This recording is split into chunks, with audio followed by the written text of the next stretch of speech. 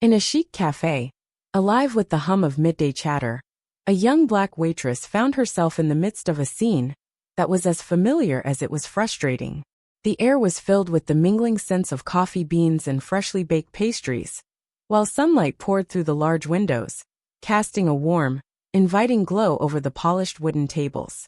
This was a place that thrived on the casual elegance of its regulars, the well-dressed and well-off who came here to escape their daily lives, to gossip and laugh and feel above it all. Amara, the waitress, moved from table to table with quiet grace, balancing trays of food and drinks as effortlessly as if she had been doing it her entire life.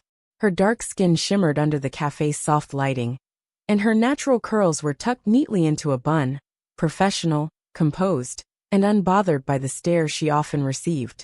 The uniform, a black apron over a simple white blouse and black slacks, blended her in with the other staff, but there was something in the way she carried herself, something that spoke of a quiet strength that set her apart. She approached the table of 4 women sitting near the window, their laughter piercing the air as they basked in the glow of their own self-assuredness. With a soft smile she asked, "Good afternoon, ladies. May I take your order?" Vanessa, the one closest to her, barely spared a glance before murmuring, "We'll have the iced vanilla lattes." Amara nodded, jotting down the order, but as she turned to leave, she caught the faint murmur of conversation behind her. "Did you see the way she looked at us? Like she's trying too hard," one of them whispered. Another added, "Yeah, I don't get why she wears her hair like that. It's just too much." Their voices were laced with condescension, their words cutting through the air like a blade. Amara's step didn't falter, but the sting of their judgment hit her nonetheless. She had heard it before, over and over again, those whispered comments, the thinly veiled disdain. In places like this cafe, where the wealthy came to indulge in their sense of superiority, it was almost expected, but that didn't make it easier to bear. As she prepared their drinks at the counter, Amara tried to push their words out of her mind. There were other customers to attend to, other orders to fill, and she was trained to focus, to rise above. But today something felt different. The weight of their mockery lingered in her chest, pressing down on her like an anchor. When she returned to their table, the women were deep in conversation again, their laughter louder now, more forceful. She set the drinks down without fanfare, but as she did, Caroline, the leader of the pack, made a cutting remark. "Thanks, sweetheart," she said, her voice dripping with false sweetness. "Do you always dress like this? You know, you could try a little harder with your appearance." Her friends giggled, the sound grating against Amara's nerves like nails on a chalkboard. Her fingers tightened around the tray, but she remained calm. She had been here before after all. She had dealt with worse, with people who thought their money and privilege made them untouchable. But today something inside her snapped. She set the tray down deliberately, the movement slow, measured. For a moment, the table fell silent, sensing the shift in the air. Amara met Caroline's eyes, steady and unflinching. "Is there anything else I can do to make you feel more comfortable?" she asked, her voice calm but firm, challenging. Caroline blinked, caught off guard by the unwavering intensity in Amara's gaze. For a second, the arrogance drained from her face, replaced by an uncomfortable shift in her posture. The others exchanged uneasy glances, the once confident energy of their conversation now replaced by a palpable tension. "No," Caroline muttered, her voice no longer dripping with mockery. She couldn't even meet Amara's eyes anymore, her words hollow as she avoided the weight of her own cruelty. Amara nodded once, her expression unreadable. "Very well," she said, and without another word, she turned away, walking back to the kitchen with a quiet pride swelling in her chest. Her heart was still pounding, but it wasn't from anger or humiliation. It was from the satisfaction of having stood her ground, of not letting their words define her. Back in the kitchen, Jenny, her colleague, noticed the shift in Amara's demeanor. "You okay?" she asked, concern creasing her brow. Amara gave a small smile, forcing herself to relax. "Yeah, just a rough table." Jenny's eyes flicked toward the group of women, who were now whispering among themselves. "I know the type. Think they own the place." Amara nodded, the ache in her chest not quite fading. "Yeah, I know. It's just exhausting." But there was something different now. A sense of strength. a shift in how she saw herself, and how she navigated this world. She wasn't going to let them get to her anymore. Later, as she continued her duties, the cafe buzzed with the usual sounds, clinking dishes, muffled conversations, but Amara felt a sense of control, of power. She wasn't just the recipient of their cruelty. Today she had taken control. At the end of her shift, as she removed her apron and stepped into the cool evening air, she felt lighter. The city streets were alive with the hum of traffic and distant conversations, but Amara walked with a newfound confidence, her steps steady and purposeful. Tomorrow would bring new challenges, but she knew deep down that she could face them. Meanwhile, outside the cafe, the women walked in strained silence, their usual chatter absent, replaced by an awkward tension that none of them could escape. Vanessa attempted to fill the void with a comment about their weekend plans, but it fell flat. Megan, who had remained mostly silent during the ordeal, slowed her pace. The words they had thrown at Amara now echoed in her mind, and with each passing moment, they felt uglier. She wasn't like Caroline or Rachel. She hadn't wanted to be a part of it, but today she had laughed along.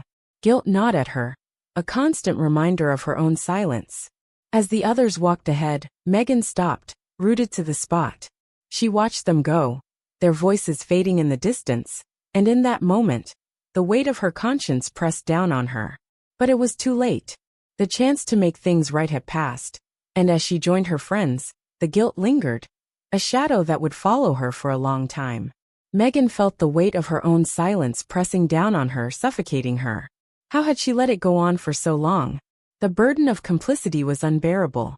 With a heavy sigh, she turned away, walking back toward the cafe. What was she even going to say? What could she possibly do to make things right? She wasn't sure, but one thing was clear. She couldn't just leave it like this. Maybe it wouldn't undo the hurt, but at least it would be a start. She had to try. As she approached the back of the cafe, Amara had just locked the door. Her back turned when she heard the familiar sound of footsteps. She turned to find Megan walking toward her, her face flushed with guilt and uncertainty. "Hey," Megan said softly, her voice wavering. I wanted to apologize for earlier. We were way out of line, and I should have said something." Amara studied her for a moment, seeing the sincerity in Megan's eyes. She wasn't used to this. People rarely came back to apologize. Usually they just moved on, forgetting the harm they'd caused. But there was something different in the air tonight. "Thank you," Amara said, her voice steady but warm. "I appreciate that." Megan shifted uncomfortably, unsure of what else to say. I don't want you to think that's who I am," she added. "I don't want to be like that." Amara gave a small nod, her voice gentle but firm.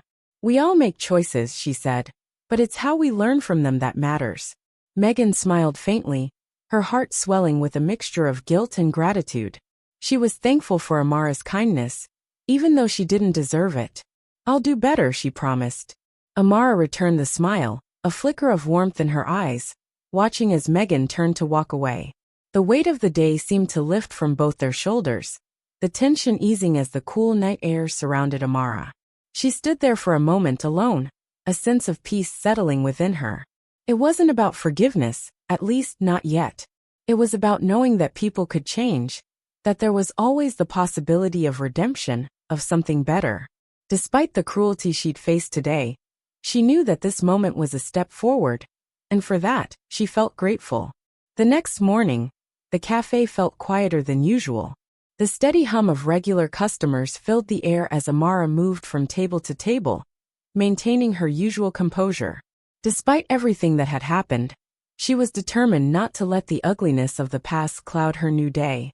Yet there was something subtle in the atmosphere, an undercurrent of tension that she couldn't shake. It lingered like a shadow, following her wherever she went.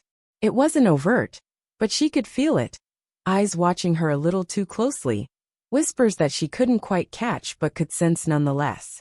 She tried to push it aside, focusing on the tasks at hand, but the memory of Caroline's mocking smile, the laughter of the others, haunted her thoughts.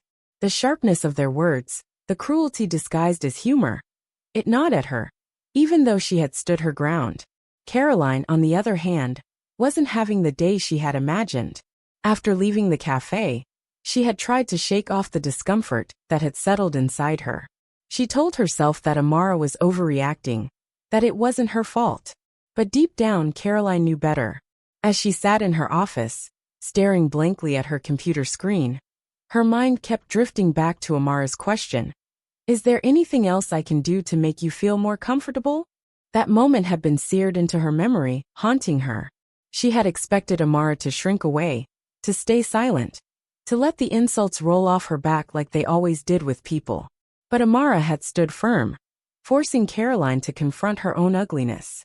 The sting of shame crept into her chest. She hadn't thought much of it at the time. After all, it had just been a joke, right? But now, sitting in the quiet of her office, she couldn't deny the truth. She had crossed a line. Maybe it was time to reevaluate some things.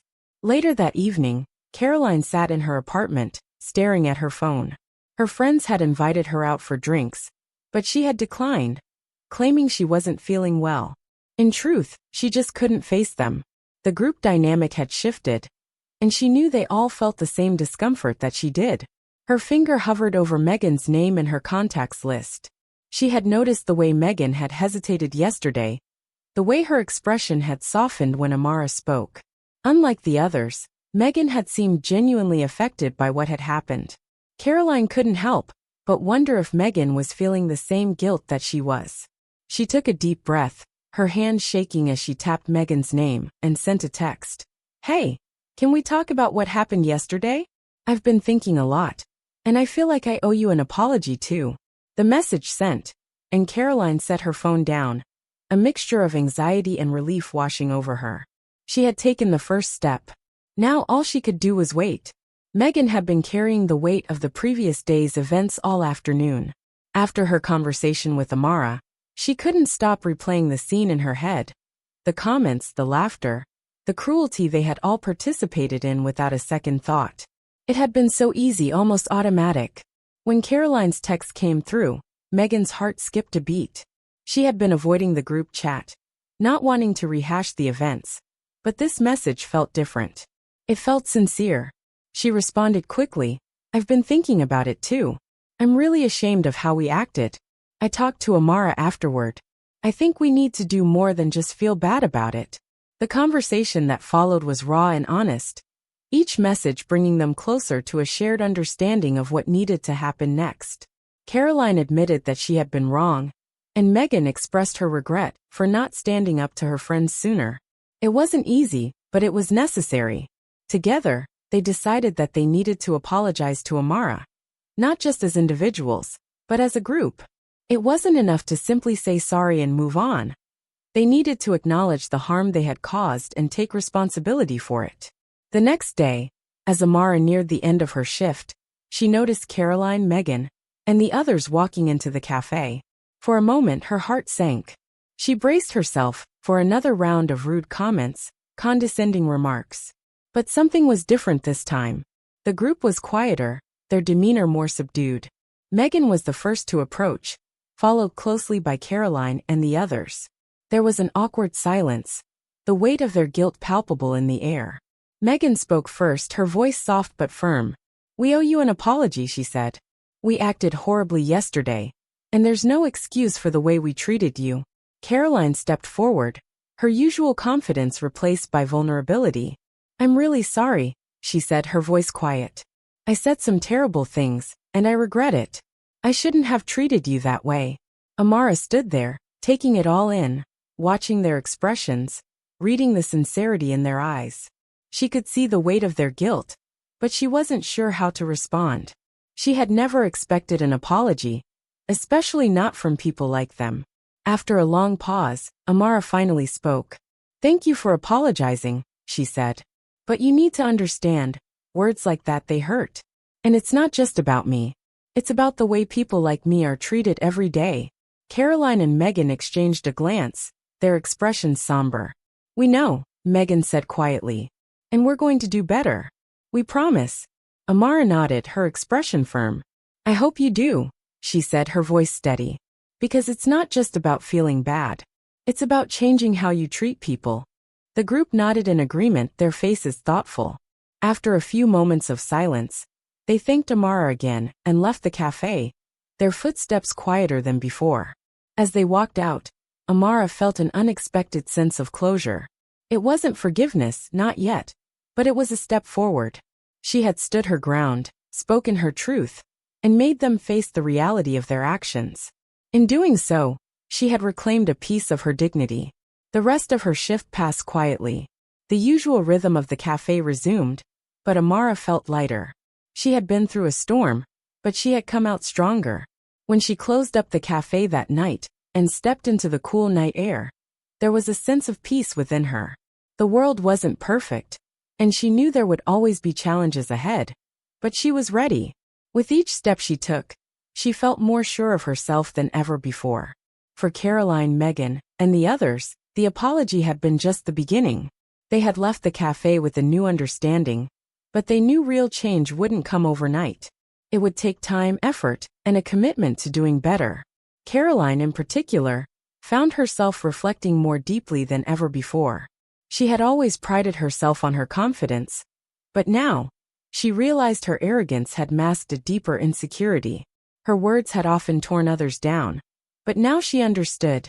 True strength came from lifting others up. Megan, on the other hand, had begun to examine her own silence, acknowledging that staying quiet in the face of injustice was just as harmful as participating in it. She sought out conversations about race and privilege, knowing that it was time to do the hard work of confronting her own biases. As for Amara, life moved forward, but the echoes of that day lingered. She had stood tall, asserting her dignity, but the fight was ongoing. There were more battles ahead, more moments when she would have to choose strength over silence. But she was ready for whatever came next. Powerless. That's how Megan had once felt, the weight of her own silence pressing on her chest. She had watched as Caroline made those cutting remarks, each word leaving a scar. But it wasn't just the words. It was the realization that she had stood by, passive, as someone else's cruelty unfolded. Yet even though it hadn't erased the pain, it gave Megan something she hadn't expected: control. She wasn't just a passive recipient of others' hurtful actions. No, she had a voice, and she had used it. Wasn't that enough? Couldn't it be? But guilt lingered like a shadow. Megan wasn't content to wallow in it. That wasn't enough for her. So she decided to take action. She began volunteering at a local racial justice organization, hoping to learn, to atone, to somehow become part of the solution. Feeling bad was no longer enough. She needed to act. And so she dove in. Workshops, books, voices from communities she'd never truly listened to before. It was all new territory, but it felt right. Could she really make a difference? One day, at a community event, Megan found herself among a diverse group of people, all sharing their stories of resilience and pain. There, a young Black woman spoke about racism in the workplace, about the casual comments, the jokes, the quiet isolation. Megan's heart caught in her throat. Was this Amara's story? The similarities were impossible to ignore. The jokes, the feeling of being singled out, the sting that never quite healed. It was all too familiar. After the event, Megan approached the woman, her heart pounding. "I've been carrying this guilt," she confessed, the words tumbling out.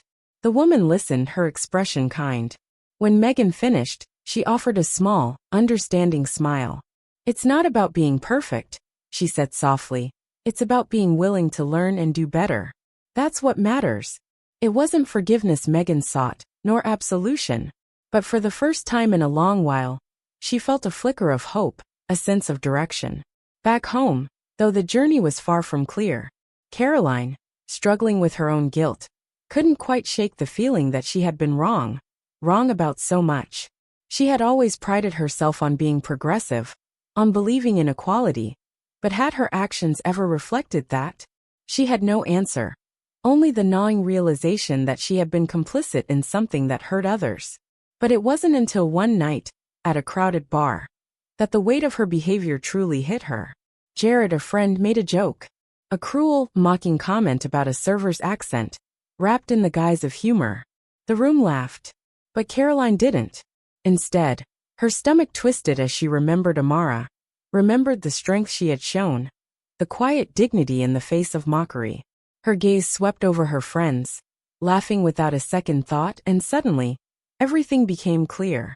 She had been just like them, unaware and indifferent. But now she couldn't ignore it. Without thinking, she stood up. "That's not funny," she said, her voice loud, surprising even herself. The table fell silent.